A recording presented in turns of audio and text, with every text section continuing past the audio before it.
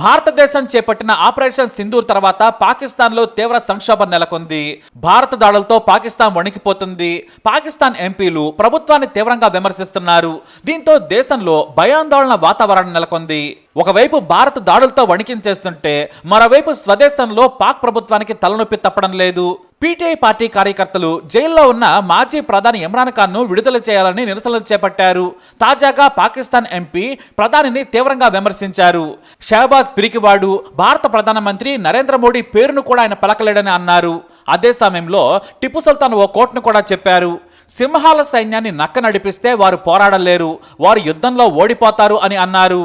సరిహద్దుల్లో ఉన్న మన సైనికులు మనం ధైర్యం చూపించాలని ఆశిస్తారు. కానీ ప్రధానమంత్రి స్వయంగా పిరికివాడైనప్పుడు, భారతదేశ ప్రధాని పేరు కూడా పలకలేనప్పుడు ముందు వరుసలో తమ ప్రాణాలను పణంగా పెడుతున్న వారికి ఏ సందేశం పంపుతారు అని విమర్శించారు ఎంపీ. ఇక మరో ఎంపీ తాహిర్ ఇక్బాల్ అయితే కన్నీళ్లు కూడా పెట్టుకున్నారు. పార్లమెంట్ సాక్షిగా ఓ దేవా ఈ రోజు మమ్మల్ని రక్షించు అని వేడుకుంటున్న వీడియో కూడా వైరల్ అయింది.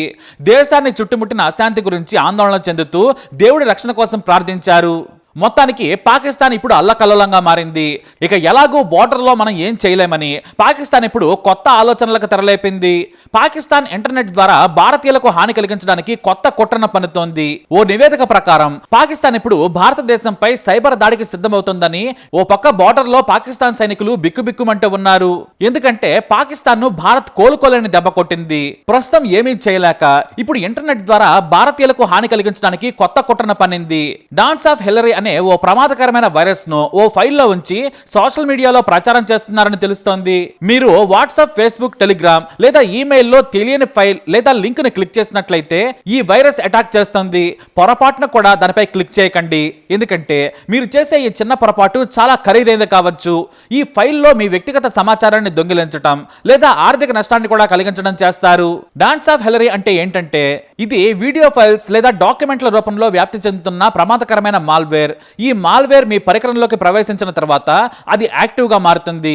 మీ బ్యాంకింగ్ వివరాలను కానీ పర్సనల్ డేటాను కానీ దొంగిలించే ప్రమాదం ఉంది. ఈ వైరస్ తెలియని లింకు లేదా అటాచ్మెంట్ ద్వారా మీ డివైస్ లోకి చేరుకోవచ్చు.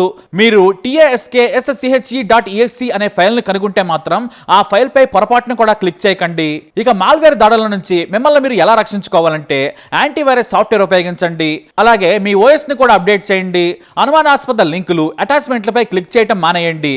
బలమైన పాస్వర్డ్ ఉపయోగించండి. ఏదైనా యాప్ డౌన్లోడ్ చేసుకునేటప్పుడు చాలా జాగ్రత్తగా ఉండండి. సైబర్ క్రైమ్ హెల్ప్ నంబర్ కూడా మీరు డైల్ లిస్ట్ లో ఉంచుకోండి. మీరు గాని అనుకోకుండా తెలియని ఫైల్ క్లిక్ చేసి ప్రమాదంలో పడినట్టయితే వెంటనే 1930కి కాల్ చేసి మీకు జరిగిన విషయాన్ని చెప్పండి. ఇది national cyber crime help line number. ఎందుకంటే పాకిస్తాన్ ఇండియాని దెబ్బతీయడానికి చేయాల్సినవన్నీ చేస్తోంది. పాపం ఇప్పుడు ఏమీ చేయలేక తమ సోషల్ మీడియాలో ఫేక్ పోస్టులు పెట్టుకుంటోంది. పాకిస్తాన్ కి చెందిన సోషల్ మీడియాలో ప్రముఖులు సైతం తప్పుడు ప్రచారాలకు తెరలేపారు. యుద్ధంతో ఇండియాతో సంబంధం లేని వీడియోలు, పోస్టులు పెట్టుకుంటున్నారు. వాటిపై పీబీఐ ఫ్యాక్ట్ చెక్ చేస్తోంది. నిజాలు వెంటనే బయట పెట్టేస్తోంది. జమ్మూ ఎయిర్ ఫోర్స్ వీడియో ఒకటి బయట పెట్టింది. మహమ్మద్ అలీ రెజా రజు అనే వ్యక్తి తన ట్విట్టర్ ఖాతాలో ఓ వీడియోను పోస్ట్ చేశాడు. బ్రేకింగ్, ఇండియాలోని జమ్మూ ఎయిర్ బేస్ లో చాలా చోట్ల ప్రభావం పడ్డట్టు తేలింది అని రాసుకొచ్చాడు. దీనిపై పీబీఐ ఫ్యాక్ట్ చెక్ చేసింది. అయితే ఆ వీడియో 2021లోదని తేలింది. ఈ దెబ్బతో పాకిస్తాన్ పరువు మళ్లీపోయింది. ఇక పాక్ బాంబుల వర్షం కురిపించిందట. పాకిస్తాన్ ఆర్మీ ఇండియాపై బాంబుల వర్షం కురిపించిందంటూ సోషల్ మీడియాలో ఓ వీడియో వైరల్ గా మారింది. దీనిపై కూడా పీబీఐ ఫ్యాక్ట్ చెక్ చేసింది. అది ఓ వీడియో గేమింగ్ అని తేలింది.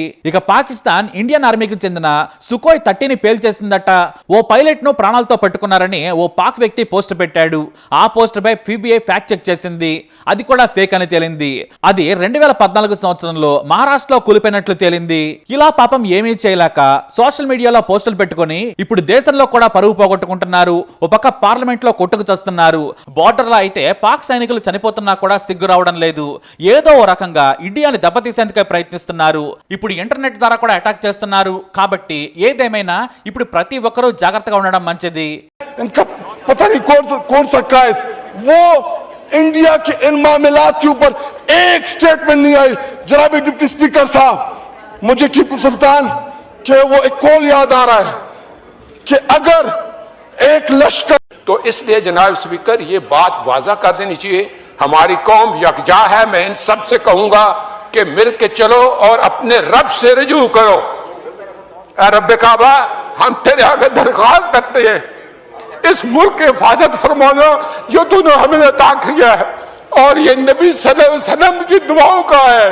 आपने कायदे आजम को इंग्लैंड में मुलाकात की, ख्वाब में आए और उनको कहा कि जाओ वापस और जाके पाकिस्तान का मामला हल करो। आप खान कलात को ख्वाब में आके ये हुक्म दिया कि तुमने पाकिस्तान की सरना है, ये मुल्क बन के रहेगा और तुमने तो ये ऐसा बड़ा मौजज़ा है कि अल्लाह पाक ने ये हमें अता किया है और अल्लाह पाक इस मुल्क की हिफाजत फरमाएंगे। दुनिया में जहां भी देखें शायद हमारी कमी है, हम मजबूर हैं, हम गुनाहगार हैं, लेकिन रब्बे काबा हम तेरे हबीब के उम्मती हैं, खुदा का वास्ता हमसे रहम का मौला फरमा। आप चले जाएं उधर फिलिस्तीन में चले जाएं, कश्मीर में चले जाएं, जहां भी जाएंगे मुसलमानों के साथ वो ऐसे रो रहा है जो हम सोच भी नहीं सकते हैं। तो तू हमें माफ कर दे, हम तेरे आगे सर झुकाते हैं, माफी मांगते हैं। नहीं, इसमें दो राय नहीं है मौला कि हम बड़े गुनाहगार हैं, लेकिन तेरी रहमत बहुत वसी है, तू रहमत का एक जर्रा भी भेजेगा हमारी तरफ तो इंशाल्लाह हमारी कामयाबी होगी। और दुआ करते हैं रब्बे काबा कि इस मुल्क की हिफाजत फरमा और हमें दुश्मनों पर जो है वो फकीर अता फरमा और हमें उनको सरनगू करने की ताकत अता फरमा। मैं दुआ गो हूँ आर्म फोर्सेस के लिए, पाकिस्तानियों के लिए कि अल्लाह पाक हम सब की हिफाजत फरमाए।